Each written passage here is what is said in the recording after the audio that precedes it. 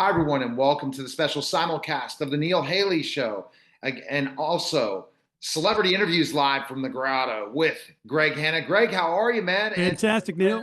I'm excited, our guest, and it just makes me excited because you're thinking, are you going to try to be the next two guests we have on this show are two greatest impersonators in the world. They can impersonate anyone. And I tried to do it. And I did it with the deep fake guy that was from Saturday Night Live. And so I don't know if I'll do it today because Jim will probably, his ears will burn because of his success as a voice guy and actor, comedian. And his mom is the famous Marion Ross, Jim Meskimen. Jim, how are you, man? Thanks for stopping by. Good, Neil. Thanks a lot for having me. I appreciate it. Thanks for those kind, really very generous words. You're welcome. And it's so funny. I laugh about this all the time. Is that, if I started to sing, like I sung with Sedelia Marley, Bob Marley's niece, I sung with other people, and they say, my ears burn, Neil, you can't sing. I'm sure as an impersonator, how you're able to impersonate so many voices. Do your ears burn when somebody who doesn't have that talent or been trained to try to do an impersonation and they just are horrible? Maybe like there was one on America's Got Talent that got on and did a Kermit the Frog. It was so terrible. They threw him off in 3 seconds. What are your thoughts when you see these novices do voices? Well, we're all at different stages, that's all. And it's like when you listen to a little kid playing at a piano recital, you go, okay, there's a lot of clunkers there. Chopin, I don't think would be offended. We realize that everybody's kind of at a different stage of learning and observing. And, some people can't perceive as much about a voice. They don't listen as well. And so they don't pick up that much information. If they really made a study of it and they really were, super interested in it, over the years, they would get a lot of sensitivity. All right, Greg. I know you have Greg is such a great follow-up questions, and we don't know what we're going to talk about today, Jim, but that's the fun part. We're going to promote your projects, and all the different things that are going on and have fun. That's what's fun. Not this that's what we try to do here. But go ahead, Greg, with your first question. But, Jim, I'm fascinated. How did you get into doing impersonations in the first place? I just was interested in it. It was playing, just playing. I like to do funny voices and make my friends laugh. And there was something about the activity of, seeing some character on TV that I felt like I could be. When you watch a TV show or a movie that you really love, you feel like you're kind of being that person. And then if you can kind of sound like that person, then it just adds another level to it. It's super fun. Yeah. And that layer, and then it's practice, right? Once you find that voice, and do you listen to it, like get your headphones on and listen, and then go and do it yourself and try to see the differences, or create it based on your own? Well, at this point, I'm sort of familiar with how my voice sounds and outside, like when it's recorded. So I don't often take the time to play it back, but when I do, I always learn things. I was recently, I audition all the time for sound alikes for things, people they're replacing or characters that they're bringing back. Like I do Robin Williams for the Disney people. I've been doing that for quite some time. And when I listen to Robin Williams, I'm always finding new little things because he was such a particular guy. And, so I listen, and then I try to figure out how to perform that. And often I will go side by side. And it's interesting, as good an impressionist as, I'm being credited as being, and any good impressionist that I can think of, if you take the original and stick it next to that copy, you can see glaring differences. But it doesn't matter. If you want to entertain people, this is why people can do an Arnold Schwarzenegger like this, which is totally overblown, instead of one that is a little more how he actually speaks, which is a little more considered and pleasant like this. Because, what's the purpose? We're trying to either make people laugh or do something, not very serious. Those were spot on. And I hear other people, no knock on our deep fake guy that was the drunk girl in Saturday Night Live, but his voices are not to the level of yours. And that's very impressive. And I guess I'm being a critique person, but that's the same way I would do anything else. But go ahead, Greg, with the next question. I literally thought I'm sitting in the room with Robin Williams. Has anyone ever said that? It sounds like you're sitting in the room with Robin Williams. That's crazy. Yeah, well, you know, it's like people that go onto my live show or they watch my videos on YouTube and they say, God, you know, I close my eyes and I feel like I'm seeing that person. So that's the game of it. I'm trying to do that. I'm trying to bring that person into the room, into your space, into your life. It's sort of a little bit like a magic trick. Oh, that's great. Who's the first person that you mastered, and then who's your favorite person to do? uh, you know, mastered. I don't know. Um, there was a period in my life which I think a lot of young American men used to go through, where they discover Groucho Marx. And maybe you went through a phase of Groucho appreciation, and there are a lot of reasons for that. I mean, he was a genius and funny and everything like that. But too, as a young man, that kind of antagonism, humorous antagonism, comes in really handy because you're starting to fight back against all these rules and school and all this crap that they throw at you, and suddenly to be Groucho Marx every now and then and just sort of lay it on the line. It seems to be a very useful sort of it's a useful personality to take on. So when I was a kid, I think I definitely put in my time on it. You know, I watched a lot of Groucho and a lot of the Marx Brothers movies, you know, which are probably completely forgotten today. And I did master that one. So that's an easy one. And my favorite one to do is just whichever one suits the moment. You know, like whatever will get the message across that I'm trying to get across. And I have a lot of guys that I love to do, like you know, Sam Elliott. You can get down there and sort of lay it out for you, and well, make it feel like you're listening to someone who's actually pretty humble and pretty wise. Now, did this, when you became a comedian, was that the first thing, is impersonate? And how much did your be an impersonator, or was it more? Did your mom have influence on this, or did you chose this kind of path from the beginning as a comedian to be doing impersonations? That's four questions. That's all right, right? Let me first start by saying that I'm not a comedian. I'm not a stand-up comedian. I don't do like a stand-up act. I don't go to comedy clubs. So I wind up doing a lot of comedy, and in my one-man show, it's humorous. I like to get laughs. I like people to enjoy themselves and have a good time. But I appreciate, as probably you do too, that the life of a stand-up comedian is a very specific thing, and what they do, that craft, that art form, is it's different than what I do, and I there are areas where it overlaps. The great Frank Caliendo, who's a magnificent comedian and impressionist, is a legitimate stand-up who uses impressions very artfully to tell jokes, basically, and to come up with funny situations and things like that. And my career has tended to be uh, more humorous and more like a play or a one-man show. That's where it kind of goes. And then I'm an actor. I mean, I do, as we talked about before, I do movies and TV shows. And in the voiceover realm, I tend to do stuff for animation and video games that is a bit of an impression, uh, and it's often very dramatic. So I guess it's just, you know, different aspects of the same art form, different applications of them. All right, go ahead, Wow. Craig. What's a animated character that's super famous that I would know of? Well, I think Homer Simpson. Oh yeah, Oh, you mean that I did? Yeah, yeah, yeah, yeah, Oh, yeah. oh, different question. See, you do comedy. Look at that. In self-defense, I definitely do. Well, I've done the genie voice, the blue genie, the Robin Williams blue genie for and that's famous on its own lights. And then of course, you know, Robin turned it over to other people to do for other applications, other things like Disney video games or parades or ice shows. I did the ice capades, which was great because I have weak ankles, so I didn't actually have to go. And Ultron also, I do Ultron, who is super famous as a huge and powerful and malevolent cyborg. And so that's been a fun thing to do many times for different games and rides and things like that. and performing live one man show, things have kind of evolved in the last 5 years to more acting, right? Would you agree in the opportunities that have come your way?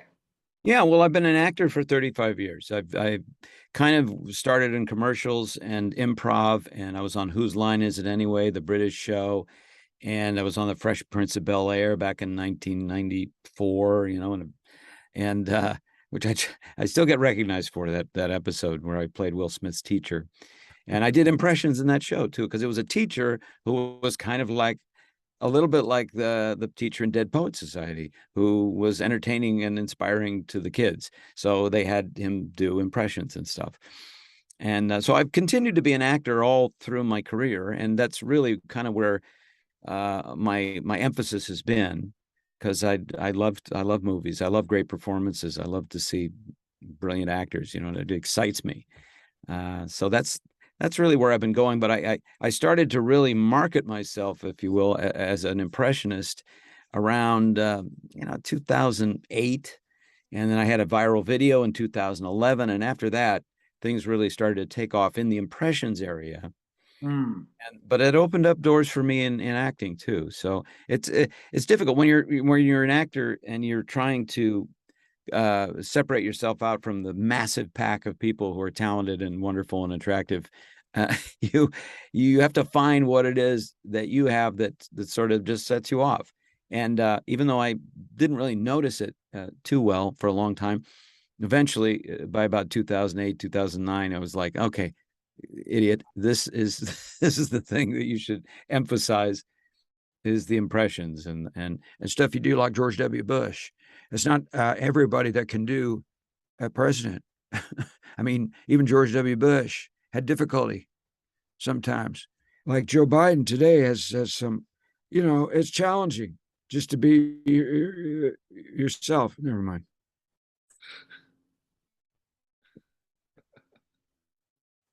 All right, good, great. Next Oh my question. goodness, that's awesome. I thought you were going to come up with the "Come on, man." Oh, come on, man. Come on. Yeah. I just heard that. I just heard that clip where he's trying to explain something, and then after he just kind of goes, "Oh, never mind." He just bails out. Oh, that's Uh, amazing. That's amazing. Did you get to spend any or much time on the Happy Days sets growing yeah, up? yeah. I'm happy to say I took advantage of that. Yeah, I definitely did. Happy Days was an 11-year run. So it went from when I was about 13 until I was in my 20s. And so especially when I was in high school and could drive to the studio on Friday night, I would go and watch them tape the show. And it was like, an incredible party. It was so much fun. It was a popular show, a number one show, let's say, or top 10 show in an era when there were only 3 channels, which Mm. you might remember. And that means that, oh, you're watching the show, you're there, and 30 million people are going to watch this on TV. And it's very exciting. And it was fun. And they had a lively set of people that were legitimately nice. Ron Howard, just a really nice guy. And Donnie Most, too, who played Ralph Mouth, and Patsy Weber, played by Anson Williams. And and the Fonz, of course, Henry Winkler was supreme. So all very sweet people. And of course, my mom. And so it was very special to be backstage, to know these guys. And Ron Howard eventually gave me a chance to audition for him for a film, and that's the first film I ever did, was a movie called The Paper, where I had a really nice scene with Marissa Tomei, and he directed that, about New York, and had Michael Keaton and some really terrific actors in it. What did you learn most about being on that set and kind of getting the opportunity to see and really know who the cast was, and what did you learn most, you think? That's a good question. That's a good question. What did I learn most? I guess that actors are they're very human. They're very insecure people sometimes. They think like they've got, you look at an actor like Henry, or you look at one of these big stars and you go, wow, they've got it all made. They've got this hit show, they've got all this money, they've got all this attention and admiration. But, at the end of the day, they still kind of go home and and they're going through what they're going through. There's no reason to pity them over other people. They obviously have certain advantages, but they're human beings like all of us. They're not some other species of superhuman. So that's probably what I got out of it. Interesting. And Yeah. that's the thing. Like I look at when interviewing celebrities now, Jim, because I was a former professional wrestler. I was in the minor leagues, but The Rock wore my knee pads down south before he was The Rock. That I got to be with lots of people that were greatness. And it helps me because there's no like awe of interviewing people. I consider everybody the same. It's a system. Mhm. I'm going to have a conversation with them. It doesn't matter who I'm interviewing. It's that interview. It's not going to be like this honest, even though you might believe that honest, but when the camera lights go on or the record button comes, it's just a conversation with somebody because you know it, being around those people, that they're just like everyone else, as you talked about. And I saw that same experience riding with the Honky Tonk Man. If you remember the Honky Tonk Man back in the days of the WWF, or King Kong Bundy, and we're hanging out after and different things. He wrestled in WrestleMania with, you know, X amount of people, or just the people that I ran into. They're just like everyone else. They all had to get a break at one point in time. They worked their butts off to get to where they were, but they were like just like us at one point in time. Not like you, because you're a celebrity. I'm trying to get to that my next level of where I'm going, but I'm learning, you know, specifically enough that process. And the more we treat people with respect always, but ultimately have admiration for each other, but not this fandom, the better the situation occurs in relationships, because everyone has the same problems going home. They're all dealing with challenges in their lives, and people don't know that. They just think they're like, you know, larger than life. Yes, they are, but you you like being treated, and I'm sure other people that you know, those major celebrities you've worked with, like to be treated like everyone else, right? They don't want to have that extra treatment. Am I correct? Yeah, well, I can only speak for myself, and I like what I appreciate what it sounds like you appreciate, which is some empathy, courtesy, and a lot of communication, and yeah, absolutely. All right. Uh, Yeah. Admiration is great, but it flows both ways, you know. So we can Exactly. find things to admire about one another, and everything goes well. You- Yeah, I've been an actor for 35 years, as I've mentioned now, conspicuously, and and I started an online workshop during the pandemic, and I have a series of videos on how to make it and keep making it as an actor, to become a working actor like myself, keep the career going. That's the challenging part, is like anybody can get a part here and there. How do you keep it going? How do you sustain it over the long haul, feed your family, support your, you know, your groups, and move into the future and make a nice future for yourself. So that's something that I'm very happy to offer. Awesome. All right, Wow. Greg, next question Well, for you know, you wouldn't know this, Jim, but you know, my buddy Neil here, he does a pretty decent Kermit the Frog, Hmm. and I'm going to ask him to do it for you, and then you help him just a couple of tweaks, because I know it'll be amazing after you tune him up a bit. Okay. Come on, take it, Neil. You're assuming I'm an expert at Kermit the Frog. Okay. No, but he's an expert in his. We'll go with that. We'll go with a couple Sesame Street characters. Okay. All right. Let's hear Kermit. it. They're all walked into a bar. I always have to start with a hi ho. I don't know why, and it gets me going. Hi ho, Kermit the Frog here, and I'm with my friends Cookie Monster and Oscar the Grouse. Cookie Monster, how are you doing? And Elmo. Cookie Monster, how are you? Oh, me very good. I want some beer. I'd like to drink beer. Oh, oops, that's a secret. Oh my goodness gracious. This is Elmo, and I don't think you should have said that, Cookie Monster. Sounds pretty good to me. Pretty good to me. I would say just take your time a little bit with that Kermit the Frog, you know. You All know, right. just sort of, you know, because he has a certain kind of pace, right? And he's taking his time, you know. Oh, okay. I see. I see. Go a little bit slower in my Yeah, a little bit. conversation. A little bit. Okay. I think Cookie Monster. I do a good Cookie Monster, right? Absolutely. Yeah. I have to do Absolutely. that for my youngest kid. So when I'm on Zooms or And then it's just a Google, hop, skip, and a jump to Al Pacino from Cookie Monster. I don't know if I can do Al Pacino. Come on, let's hear Al Pacino Let's go. hear that. Wow, this is older Al Pacino, right? Who sounds slightly, you know, like Cookie Monster. That's Yeah. great. A lot of actors turn into Cookie Monster at the end of their careers. It's just Yeah, why do you all think that is roads. with the voice? How do you kill the voice and blow it out? And you don't want your voice to blow out because there's Right. And in your former field of being a professional wrestler, I bet guys blew their voices out all the time oh, because they totally the acting level and the expression level is quite high. It's arena voiceover. That's big time. Yeah, Big thank time goodness I stuff. only did 9 years, didn't kill out my voice. But yeah, how do you keep? Oh, you can talk. Yeah, you can see people who used to be wrestlers. They have a very damaged kind of voice like this because they've been screaming at people at the top of their lungs, and then they go and they throttle somebody.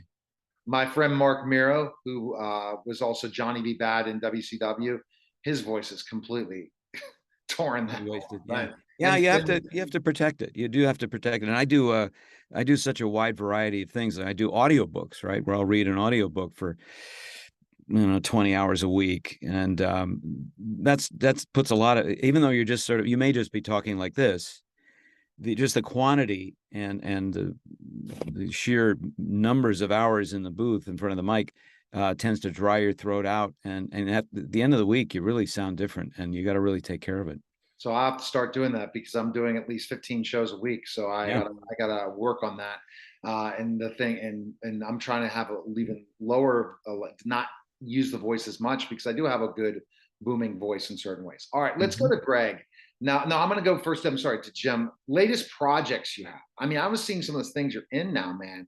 Holy cow! And so, what are the latest projects you have going on, Jim? Tell us about. Well, yeah, I'm happy to say I've had a busy couple of years. So, earlier this year, a limited series I'm on called Gaslit was released on Starz. That's about Martha Mitchell. It's a Watergate era drama starring Sean Penn and Julia Roberts. I got to work with both of those fine actors.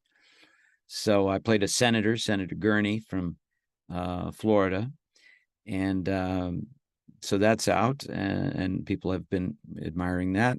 And then I just finished another, I have a recurring part in a new NBC comedy called American Auto. Okay. About the auto. It's from the people who did Superstore.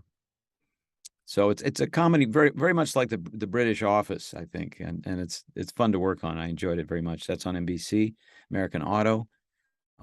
Any day now they're going to release an episode of, speaking of Al Pacino, he does a show called Hunters on HBO, and I did an episode of that, which I liked very much. That was a really good time. So one of these days that's going to get released, and then also to be released on Apple is a new series coming from one of the creators of Schitt's Creek, and it's called The Big Door Prize.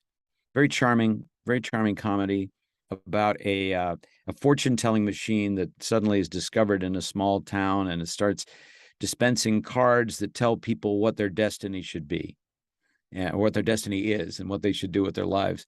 And it's a charming premise and a funny show. And it stars the wonderful Chris O'Dowd. I don't know if you know this young Irish actor, Chris O'Dowd, but he's very funny. He was in Bridesmaids and many, many other very, very funny things. He was in the IT Crowd, if you've seen that. Charming, funny British show, but still good. So there's the Big Door Prize. I get to play a fun character in that. And oh God, I was just on FBI Most Wanted last week. I went to Brooklyn and filmed FBI Most Wanted as the criminal du jour. And that was fun. I don't get to play. I get to play some kind of nasty characters sometimes, but I don't get often to play, criminals that get carted off in handcuffs. And Oh goodness, it's kind of fun. It's kind of fun. Right. Oh, that's crazy. Can you do a Sylvester Stallone? Oh yeah, I mean, Stallone he's an icon. You could be on Mount Rushmore. This is just add a piece on Mount Rushmore. Stallone and those other four guys. Yeah. And I also saw you the Chippendales thing. You're in that too. Oh yeah. Thanks for reminding me. Yeah, I play Phil Donahue. Okay, I don't know if you remember Phil Donahue, I love Phil Donahue. Sure, who doesn't? But I got to play Phil Donahue in an episode of this limited series about the Chippendales dancers. So I welcome him out, and it's that was something. He got me a nice big white hairpiece and put a little paunch on me and put the glasses on. We went to town. And I'm sure you have stuff you can't tell us now too, Jim, right? Yes, I do have things I can't tell you. But I can at least let you know that I can't tell you. So there's that. So what voice would you do to say you can't tell me? That's a good question. Well, I could do maybe Christoph Waltz, the great Oscar-winning German actor. Well, actually, forgive me, I believe he's Austrian. And I would say, regrettably, that's information I cannot divulge. You almost had a Jack Nicklaus in that too. Yeah. Nicholson? Nicholson. Yeah, Jack Nicholson. Or the golfer. Yeah. No, Jack Nicklaus. Oh my gosh, Jack- Nicholson. Yeah. That's a common mistake. Yeah. Well, the Jack would be a little more, he'd be a little more convivial, I think. He'd say, you know what? I wish I could tell you, but I can't, okay? Let's change the subject. Such great things. And what about you're performing too, right? I'm putting together a show. I had to kind of reboot it, and we're in the works right now. My live show, which will be called Meskimen's Law. Meskimen's Law. You know, there is this thing called Meskimen's Law.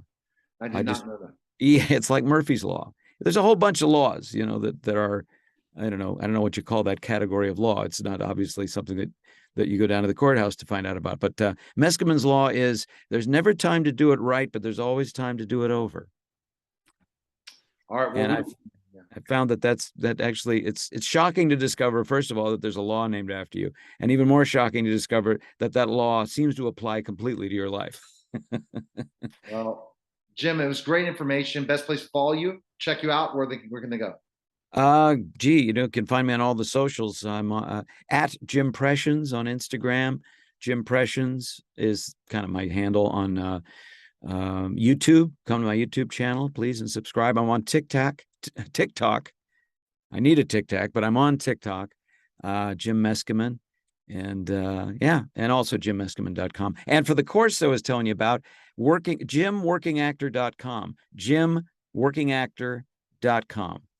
All right. Well, everyone needs to check all that stuff out. Greg Hanna, you can find him at tossc3.com. He is the IT guru. So if you have any IT questions, contact Greg today. And me, neilhaley.com. I'm now the media giant, Jim. I'm a legitimate 6'10". So when we ever meet in LA, you're going to see that. Former wrestlers I brought up. And I might be making a comeback in the ring at 50. Who knows? Wow, that's exciting. January 7th. So who knows? I'm back in shape, getting in shape. We'll see if the ring appearance will happen. But it's got to be a big one. It's got to be big. And I'm waiting for those challenges. You know, I challenged two-time heavyweight champion Riddick Bowe on my show because he was doing the deal with one fight deal he was doing, and he's still not answered me.